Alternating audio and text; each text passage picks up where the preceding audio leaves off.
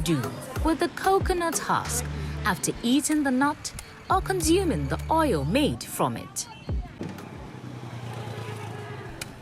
According to terrafreshfoods.com, coconut is a tropical fruit of the coconut palm, which is the most cultivated palm in the world. It has a hard greenish outer skin that turns brown with time. Coconut is very important in tropical areas since it provides millions of people with food, employment, and business opportunities. Botanically known as Cocos nucifera, coconut is a widely enjoyed fruit in Ghana, serving numerous purposes. From oil through to cosmetics to coconut water, the value of the coconut cannot be overstated. Many enjoy coconut as a food, but vendors are left with heaps of shells to dispose of at the end of each day, a problem that has plagued them for far too long. So the bola container by some people say here. But I never have one then or one accommodating a debut to me a container.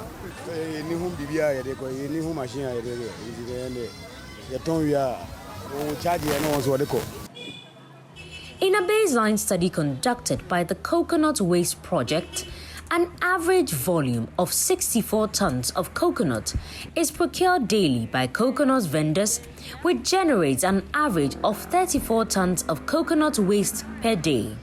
In a remarkable example of transforming trash into treasure, a young Ghanaian entrepreneur has turned coconut waste into a valuable resource: briquettes.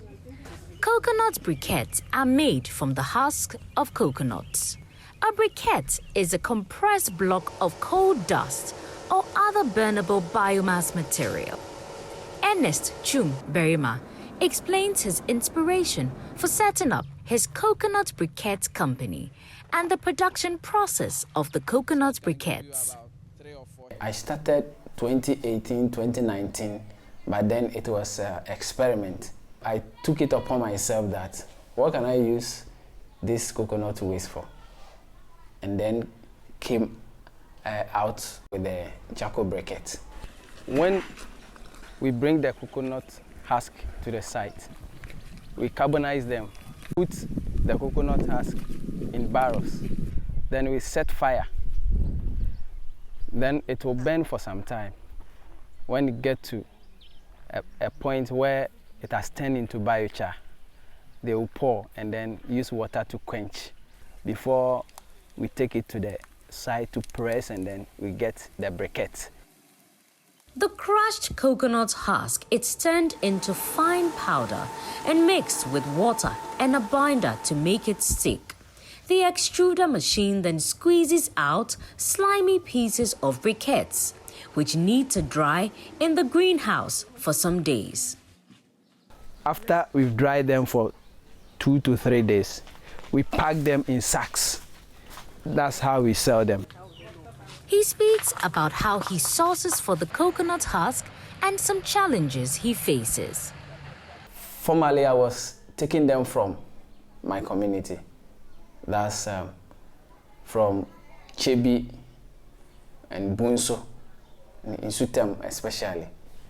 I give them sacks. So when they finish, they call me and then I go and pick them to my place.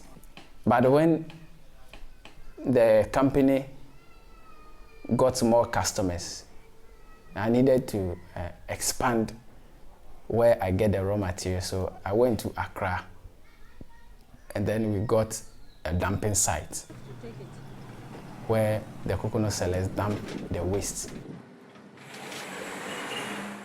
According to the United Nations Sustainable Goal 13, the continued increase in greenhouse gas emissions, primarily caused by human activities, is accelerating climate change and